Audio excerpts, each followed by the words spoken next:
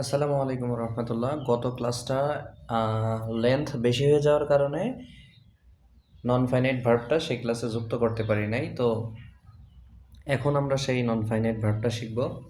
তো আজকে non finite ভার্বটা হচ্ছে ইনফিনিটিভ। নন ফাইনাইট ভার্ব বিভিন্ন প্রকারের হয়, তার মধ্যে একটা হচ্ছে ইনফিনিটিভ। এই যে টু প্লাস ভার্বন, এটাই সেই ইনফিনিটিভ। আচ্ছা, এইটার ইউজটা কি এবং এটার অর্থটা কেমন আসে এবং কিভাবে বাক্যে ইউজ করব, এটাই জানার বিষয়। তো টু প্লাস ভার্বন, এটা আসলে কেমন অর্থ হয়? এটার অর্থ এমন হয়, করতে, যেতে, হ্যাঁ, তারপরে খেতে, লিখতে, পড়তে, দেখতে, এমন হয় এটার অর্থ। ঠিক আছে? যেমন গো মানে যাওয়া, আর যখনই বলবো টু গো এটার অর্থ হবে যেতে। ঠিক আছে? এমন অর্থ হয়। এখন একটু এক্সাম্পল দেখি। যদি বলি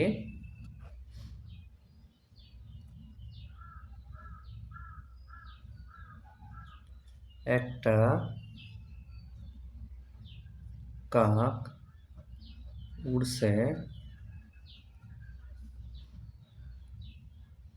পানি খোঁজ করতে।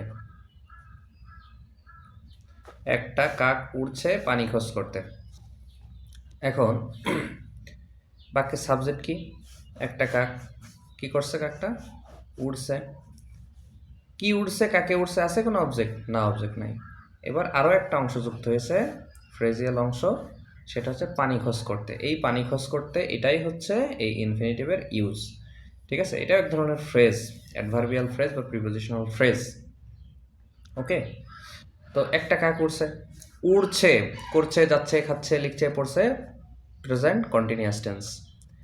এ ক্রো ইজ ফ্লাইং। একটা কাক উড়ছে, তাহলে আগে ভার্ব বসাইতে হবে, তারপরে ওই ভার্বের অবজেক্টটা বসাইতে হবে। হ্যাঁ, নন ফাইনাইট ভার্ব ইনফিনিটিভ হইলেও এটার কি আছে? অবজেক্ট আছে। নন ফাইনাইট ভার্বেরও অবজেক্ট আছে। তাইলে খোঁজ করতে, এটার ইংরেজি আগে লিখি, টু সার্চ। খোঁজ করতে, কি করতে? খোঁজ করতে। কি খোঁজ করতে? পানি খোঁজ করতে। বিষয়টা বোঝা গেছে? এটাই হচ্ছে নন ফাইনাইট ভার্বের ইউজ। এখন যদি আরও কিছু এক্সাম্পল দেখি, এখানে আমি অনেকগুলো এক্সাম্পল লিখছি। তো আসো এগুলোকে আমরা একটু ইংরেজিতে ট্রান্সলেট করার চেষ্টা করি, কিভাবে আমরা এখানে টু প্লাস ভার্ব ইউজ করতে পারি। তো আগে আমরা সেন্টেন্সটা দেখি, সাবজেক্ট, ভার্ব, অবজেক্ট এইগুলো খুঁজে বের করি। সে পানি পান করতে আসলো, তাহলে এখানে সাবজেক্ট হচ্ছে সে, ভার্বটা কি? আসলো। নন ফাইনাইট অংশটা প্রথমেও থাকতে পারে, শেষেও থাকতে পারে। সে আসলো, এটুকু আগে লিখি। হি আসলো, করলো, খেলো, গেলো, লিখলো, পড়লো, দেখলো, আসলো, পাস্ট ইনডিফিনিট টেন্স। হি কেম, পানি পান করতে, করতে, পান করতে, তো পান করার কারণে টু ড্রিঙ্ক। কি পান করতে? পানি পান করতে। টু ড্রিঙ্কের অবজেক্ট কিন্তু এই পানি। হ্যাঁ, পান করার অবজেক্ট কিন্তু পানি, এই জন্যে টু ড্রিঙ্কের অবজেক্ট লিখলাম। ও আচ্ছা, গত ক্লাসে হয়তো বা বিয়ার বানানটা ভুল হয়ে গেছিলো। তো বিয়ার বানানটা হচ্ছে এটা, এই যে এখানে এখানে বিয়ার বানানটা ভুল হয়ে গেছিলো, এটা হবে হচ্ছে বিয়ার। ওকে, আচ্ছা, আমি ঢাকা যাচ্ছি ডাক্তার দেখাতে, বা আমি ডাক্তার দেখাতে ঢাকা যাচ্ছি। ঠিক আছে? তাহলে সাবজেক্ট হচ্ছে আমি, যাচ্ছি, যাচ্ছি এটা প্রেজেন্ট কন্টিনিউয়াস টেন্সে। I am going. ঢাকা তোর অবজেক্ট না, কি যাই, কাকে যাই, আছে উত্তর? না, নাই।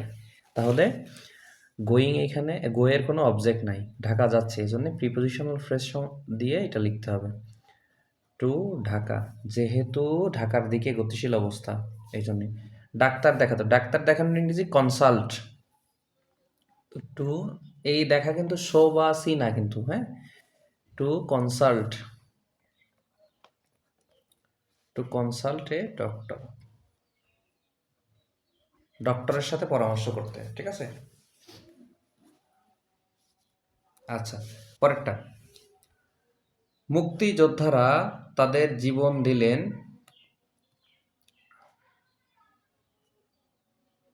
দেশকে হানাদার বাহিনী থেকে মুক্ত করতে, ঠিক আছে।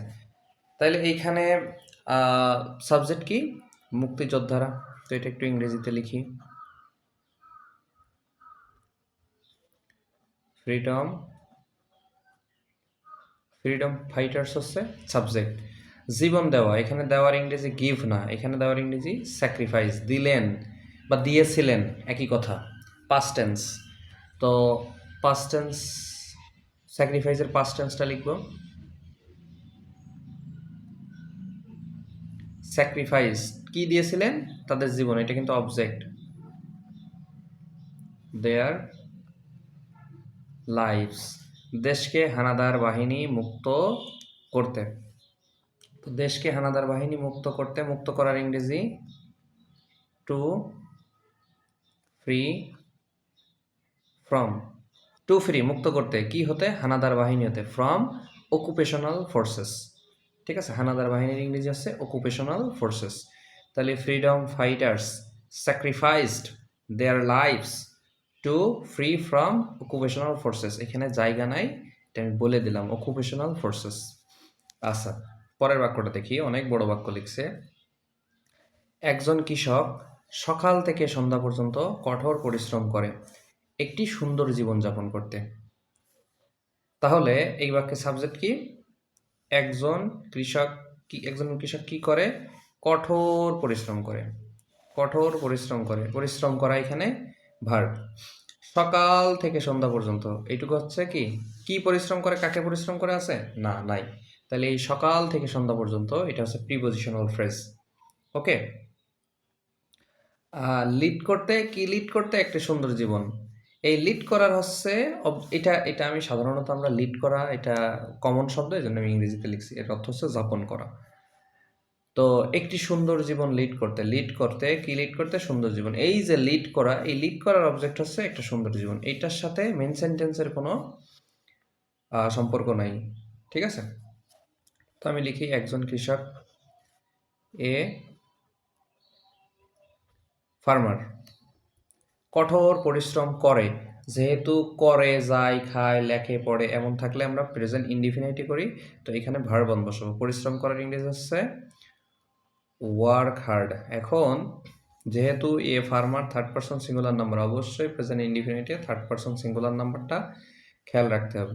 তো এ ফার্মার যেহেতু থার্ড পারসন সিঙ্গুলার নাম্বার, সেহেতু ওয়ার্কস হার্ড লিখতে হবে। ওয়ার্কস হার্ড কঠোর পরিশ্রম করে, সকাল হতে সন্ধ্যা, কোনো কিছু থেকে হইলে ফ্রম মর্নিং পর্যন্ত হইলে টু, ফ্রম মর্নিং টু, সন্ধ্যা হচ্ছে ইভিনিং। তাহলে একজন ফার্মার সকাল থেকে সন্ধ্যা পর্যন্ত কাজ করে লিড করতে। কি লিড? এটা কিভাবে লিখবো? Non finite verb infinitive, to lead করতে। কি লিড করতে? একটা সুন্দর বা সুখী, বিউটিফুল লাইফ হয় না, হ্যাপি লাইফ হয়, এ হ্যাপি লাইফ। ওকে। তাহলে এ ফার্মার কাজ করে কঠোর, এ ফার্মার পরিশ্রম করে কঠোর, একজন ফার্মার কঠোর পরিশ্রম করে ফ্রম সকাল থেকে সন্ধ্যা পর্যন্ত, টু সন্ধ্যা, লিড করতে একটা সুন্দর জীবন। তাহলে বিষয়টা বোঝা গেল কিনা? এইভাবে তোমরা আরো শত শত বাক্য তৈরি করতে পারো ইনফিনিটিভের ইউজ দিয়ে। তো আজকে এই পর্যন্তই। নেক্সট ক্লাসে দেখা হচ্ছে প্রেজেন্ট কন্টিনিউয়াস টেন্স নিয়ে। অবশ্যই সেই টেন্সগুলোতে আমরা প্রিপজিশনাল ফ্রেজ, ইনফিনিটিভ ব্যবহার করে করে করে করে আরও স্ট্যান্ডার্ড সেন্টেন্স তৈরি করব। আজকে এই পর্যন্ত। আল্লাহ হাফেজ।